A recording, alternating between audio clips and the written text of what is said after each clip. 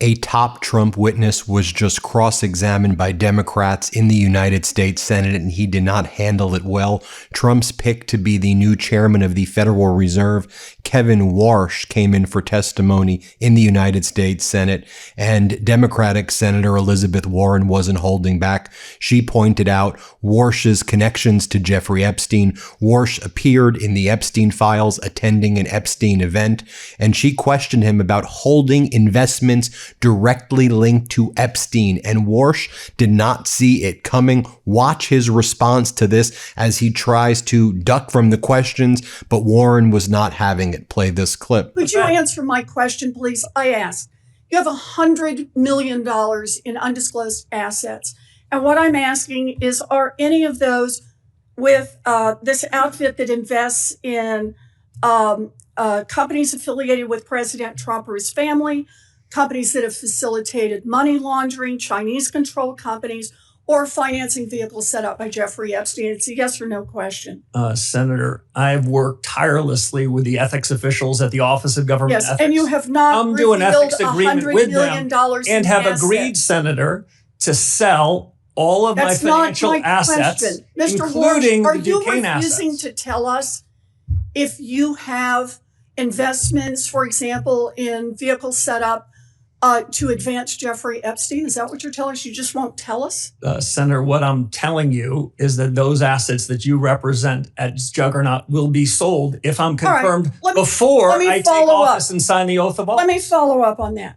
Will you at least disclose how you plan to disclose and divest these secret assets? I'm sure you understand that the public might question your motives if, for example, billionaire Stanley Druckenmiller, who you honored in your opening statement, and who makes a living guessing what the Fed will do next, cuts you a massive check for $100 million as you take the oath of office to become the new Federal Reserve Chair. Senator, as you know, it sounds like your fight might not be with me, but the Office of Government Ethics. I've come to full agreement with them and have agreed to divest all of those assets, I'm asking especially you a very those that you referenced before Mr. I take Warsh, the oath of office. and that is... And Senator Warren wasn't done there. She kept on asking about this fund, $100 million of investments that you have. Are you going to make disclosures if you're going to be the next chairman of the Federal Reserve about your Epstein connections, about your connections to investments with Donald Trump? Why don't you, you're here under oath, talk about it, and watch how he refuses to talk about it. Here, play this clip. Has been plagued by deeply disturbing ethics scandals in recent years involving at least 6 Fed officials. So it's critical that the next chair have no financial conflicts, none. You have more than $100 million in investments that you have refused to disclose to ethics officials and to the public. So let me ask, do the Juggernaut Fund or the THSDFS LLC invest in any companies affiliated with President Trump or his family, companies that have facilitated money laundering, Chinese-controlled companies, or financing vehicles established by Jeffrey Epstein? Senator Warren, thank you. So let me first share a point of agreement with you. The Fed has 2 tools. One is its monetary policy, and the second is its credibility. And the scandals that you talked about, the ethics problems you talked about, went to the core of the credibility that is hurt. And there was more great cross-examination of Kevin Warsh. Hat tip to Democratic Senator Raphael Warnock. He cross-examined Warsh. He goes, okay, you don't want to answer those questions about your Epstein connections.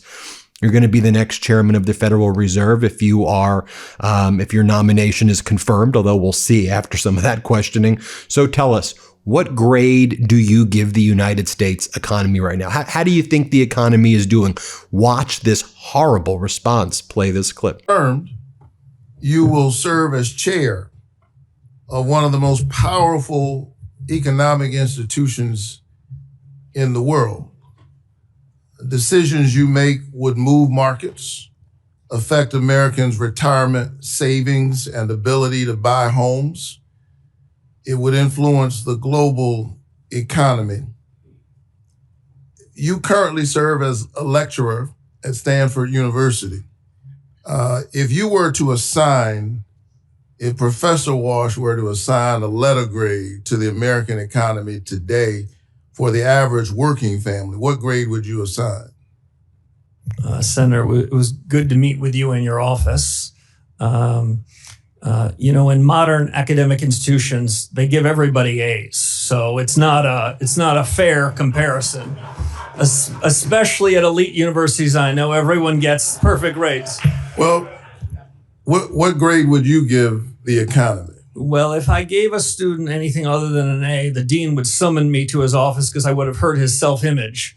Well, the Americans that I talk to, particularly in the state of Georgia, who haven't had the benefit of attending some of these elite institutions, are trying to make their lives work. They're sitting around their kitchen tables trying to figure out how to put their kids through school. And regardless of how the markets are doing, consumer confidence is at a record low. So that's their grade on the economy. Okay, can I go back to Elizabeth Warren for a moment as well? Because there was another line of questioning that she did with Kevin Warsh where she asked him about, did Donald Trump lose the 2020 election? Watch his response. Again, flailing all over the place. Play this clip. I'll take that as a no as well. I would be redeeming my assets Donald before Trump I take has office. made clear that he does not want an independent Fed. In fact, he has said, and I quote, "Anybody that disagrees with me will never be Fed chairman." And he's made clear that you are his sock puppets, saying last week that interest rates will drop, quote, when Kevin gets in. Yeah, I think they do. Not when economic conditions change, we'll get lower rates. Not when the economy needs it. Nope. He said, when my guy, Kevin Warsh, is in there, we'll get the interest rates that I, Donald Trump, wants. So independence takes courage. Let's check out your independence and your courage. We'll start easy. Mr. Warsh, did Donald Trump lose the 2020 election? We try to keep politics, if I'm confirmed, out of the Federal I'm just Reserve. asking you a factual question. I need to know, I need to measure your independence and your courage. Senator, I believe that this body certified that election many years ago. That's not the question I'm asking. I'm asking, did Donald Trump lose in 2020? And I'm suggesting you in 2020, the Fed made a huge inflation problem, and you certified the election. So let me ask you another question. Out of monetary policy. In our meeting, Next, you have Democratic Senator from Nevada, Cortez Masto. Here was her cross-examination of Warsh, where she said, do you realize in 2007, right before the Great Recession caused by subprime mortgages, you said subprime mortgages are great, that they've gotten a bad name, and then the economy collapsed? Are you the person who should be lecturing us right now and being the next chairman of the Federal Reserve? Play this clip. Misinforming seniors about reverse mortgages. And in 2007, you said, and I quote, subprime mortgages have gotten a bad name in this environment. And in some cases, that's not just. You also said that you don't see any immediate systemic risk issues among big banks. And you said that at that time. And then just recently, and this is what I want you to address, Senator Warren has said that you told her you had no regrets during this tenure. How can we trust that your economic theory, when you were wrong then, is going to be the accurate theory we need now to help so many families and businesses that are struggling with the policies that we're dealing with now? Senator, let me address a few things. The chairman is going to cut me off when he must. But I would say this, for many years before the global financial crisis, I warned about the very real risks of Fannie Mae and Freddie Mac blowing up, which they did. I think that part of the housing market was vulnerable for many years, and not enough was done about it, even in spite of my protestations and my urging about GSE reform. It wasn't done. I think that compounded the financial crisis. Secondly, I think subprime mortgages then, subprime assets then, were indicative of prices of almost every financial asset that were mispriced. What I suggested then and what I believe now is that subprime mortgages were just indicative of a set of prices that were incorrect, and they all repriced. Just to give one fine example before I turn to the chairman. Perhaps no examples right now. Okay, sorry. Let's go to Senator Thank you. Haggerty. want to give you the opportunity to finish that exchange. Democrats weren't done there. Democratic Senator Tina Smith cross-examined Warsh about the horrible economy right now, how there's zero job growth in 2025. But according to Warsh, he says the broad contours of the economy are improving. This statement is 100% false. The broad contours of the economy are doing very, very bad right now. Here, play this clip. The roaring economy is roaring like never before. So do you agree with that statement? Is that how you see the economy, that is roaring like never roaring before? So Senator, if I can clarify two things. One, there's a difference between the change in prices and inflation. The change in prices happen in a market economy. When inflation moves up, that's because the Fed had something to do with it. Now, on the state of the economy, I would say that the broad contours of the economy are improving. The potential of the economy, the real results of the economy are improving, but I think it can improve more. And I think in the years ahead, I think the economy's potential is strengthening. So, the reality is that the economic data, understanding what you're saying about economic data being not imperfect, there was almost zero job growth in 2025. And so that looks to me like not a roaring economy. It looks like a weak economy, which is what my constituents are telling me back in Minnesota. And I just want you to think about the BS language that these Trumpers use. It's the language of con artists, in my opinion, of fraud people, of Ponzi schemers, in my opinion, right? Let's talk about the frameworks, the broad contours. No, answer the damn question, Warsh. How's the economy doing for most Americans other than your right-wing billionaire friends? It's doing horrible. And most Americans feel like we're in a Great Depression right now because that's what's going on inside their home. Why don't you stay attached to reality and stop being at Club Rose Garden and Mar-a-Lago, whatever you're doing? Next up, Democratic Senator Van Hollen cross-examined Warsh. Let's play it. So just to better understand how you think about economics, in the economic model Bernanke laid out, let's say there's an economy with decent growth and no recession. If the central bank were to cut rates from 3.5 to 1% or lower, a massive cut, that would typically push prices up, right? Senator, unlike many of my colleagues, past and present, I don't believe in forward guidance. I don't believe that I should be previewing for you what a future decision might be. I think it's essential that the Fed make decisions in the room. Mr. Warsh, I'm not asking you what decision you would make. Obviously, that's going to be up to you. I'm asking you for the framework in which you think about these things. And it seems a pretty straightforward question about what would happen if we reduced interest rates by the end of this year to 1% or less. And under the Bernanke model, and I think almost every economist or most economists would say that that will drive up prices. And so that's what I'm asking you. Would you agree that that would likely drive up prices? So, Senator, the Fed has two important monetary policy tools. One is interest rates, and the other is a balance sheet that we created in the 2008 financial crisis. Those tools should be working in concert, not at cross purposes. So it's hard for me to isolate one variable when we'd have to have a discussion on the other. All right. Well, let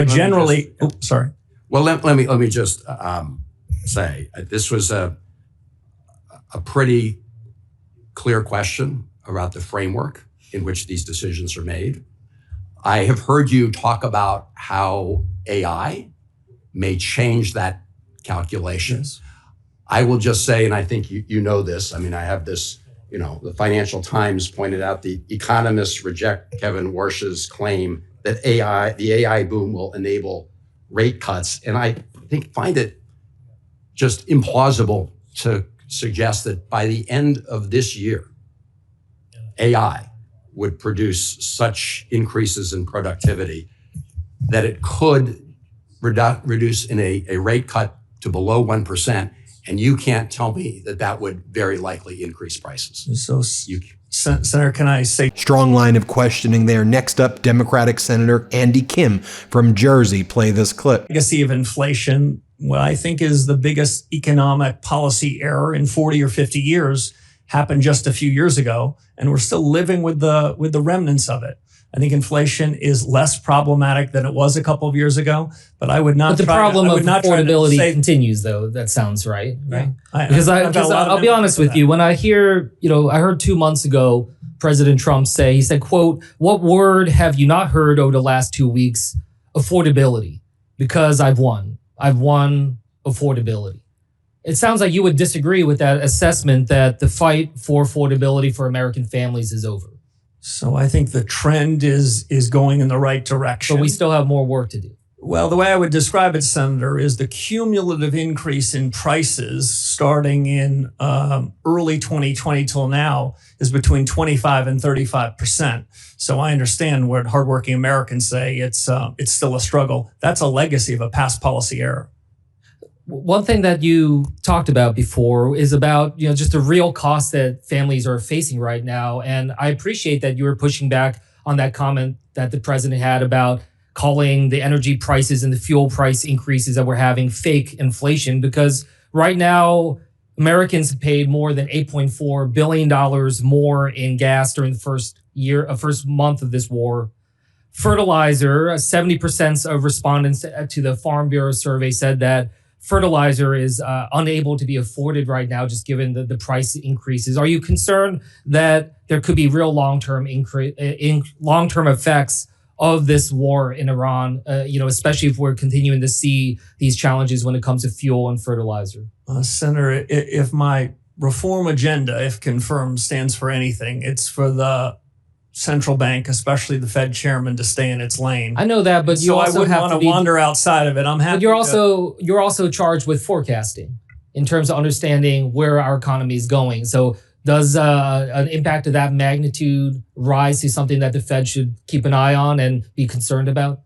The Fed should have an open mind towards all sorts of data, but the things that central banks can affect are things that are not one-off in nature, but are persistent and find their way into the generalized price level. And that's something I wanted to add. Oh, I like this part too. Senator Warren's like, can I ask one more question? Any part of Donald Trump's agenda at all that you disagree with? You don't want to answer my questions on your Epstein connection, so you probably agree with Donald Trump's handling of everything Epstein related. What about his broader agenda? Anything you disagree with? Watch his response. Play this clip. In our meeting, you said you would politics. be independent because you're, quote, a tough guy. Those were your words, tough guy.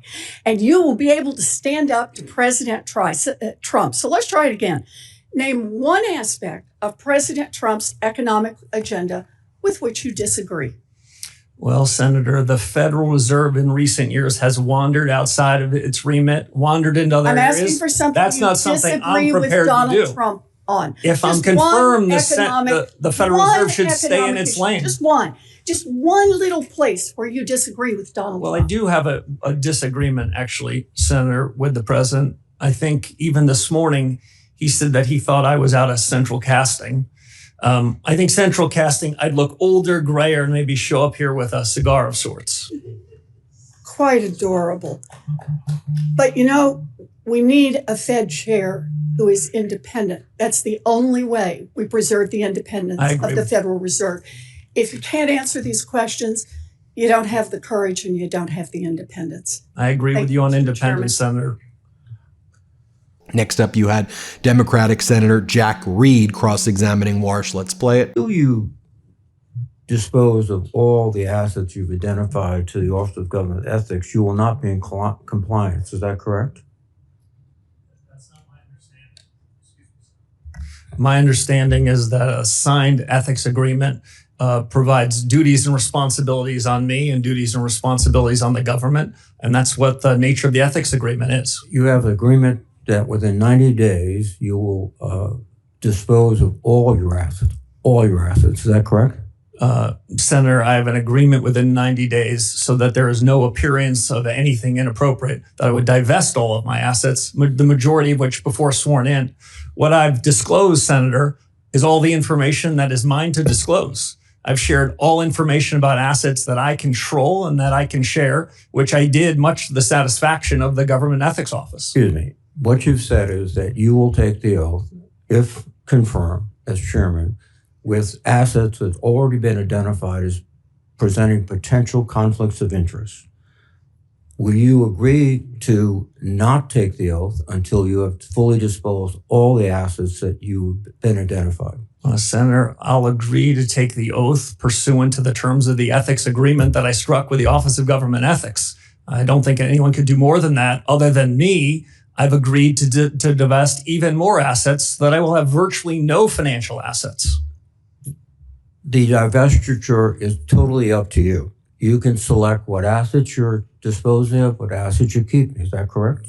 And then still be sworn in as chairman. The divestiture is up to the agreement that I struck with the Office of Government Ethics. Who makes the decision as to what assets are divested, you or the Office of Government Ethics? Both of us. That's why it's an agreement. Excuse me. I must commend you on the way you can circularly go around questions and not answer them. It's a skill. Unfortunately, it's not a good skill for the chairman or of the Federal Reserve Board. We typically ask questions and expect to get direct, faithful answers. You haven't given them to the ranking member, and you're not giving them to me. And then finally, we had Democratic Senator Gallego of Arizona. Here was his line of questioning. Let's play this clip. Earlier today, you said to Senator Kennedy that President Trump never demanded you to cut interest rates in your job interview. Is that your sworn testimony? That is, Senator. Okay. Well, someone here is lying then, because it's either you or President Trump. Because in an interview with the Wall Street Journal of December 12th, President Trump confirmed that he pressed you on your commitment to support interest rates cuts. And I quote, during a 45-minute meeting with Warsh on Wednesday at the White House, the president pressed Warsh on whether he could trust him to support interest rate cuts if he were chosen to lead the central bank. According to people familiar with the meeting, Trump in the general interview confirmed that, repeating, Mr. Chairman, I'd like to enter for the record the Wall Street Journal article, December 12th. Trump says he's leaning towards Warsh or has it to lead the Fed. So, this brings up an issue of credibility at this point. Who's lying here? Is it you or the president? Because the president confirmed that he did ask you to cut interest rates. Senator, there's, of course, a third alternative. You cite a couple of reporters for a leading financial newspaper. I recall reading that story at the time. Did you issue a correction? I think those reporters either need better sources or better journalist standards. Did you ask for a correction? There are things in the newspaper, Senator, I see all the time that don't strike my ear as correct. So is, in your opinion, that the president then is lying when he said he did not ask you? I can only repeat to you, Senator, what I said to several of your colleagues. So you did not.